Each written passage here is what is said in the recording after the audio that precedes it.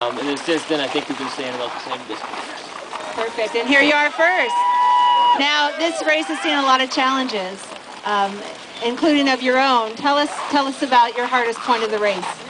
Well, you know, I try to take everything with a grain of salt and just have a good time while we're doing it. But the one thing that was kind of tricky to do that during was when I was waist deep in water at 50 below for about an hour.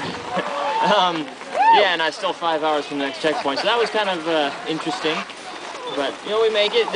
That's mushing for you. You never know what obstacle you're going to get next. You come around the corner, you're wet, and now you have a whole new focus, different than 10 minutes ago. Absolutely. Now, you left Central in one position, came through 101 and Two Rivers in another. What did you think when you saw the different mushers on the trail? You know, this latter part of the race, I have been paying attention to where the other mushers are a little more, but honestly, you know, I see them as I go by, I talk to them for a minute, say hi, and then after a minute I realize there can't be very many more ahead of me, you know.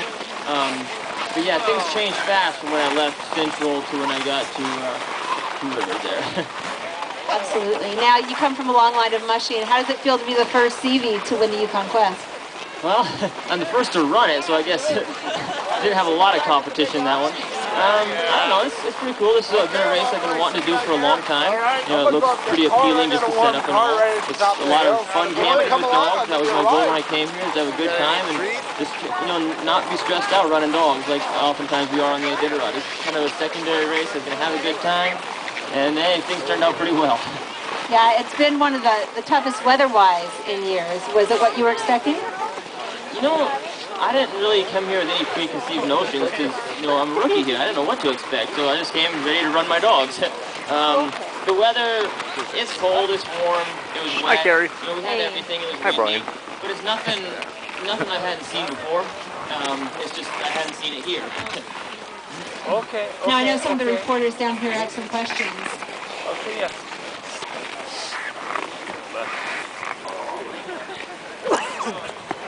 Real quick, she's asked about my training run, but in all honesty, so we wanted to do the first half of the race kind of laid back to go up to Dawson, taking it easy. I got there with all 14 dogs rather, having a good time.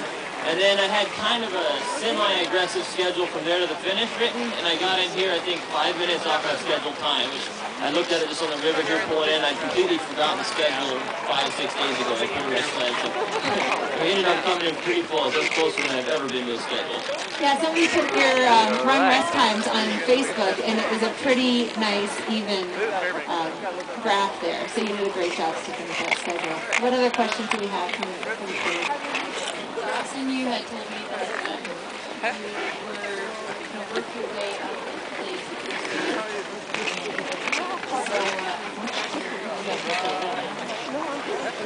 Well, I honestly didn't anticipate to be able to win it. You know, obviously I didn't think that he was going to have that sort of trouble getting over the pass. There's some things you can't anticipate. It was really rough weather. The same water that almost got me, it got ponds, you know.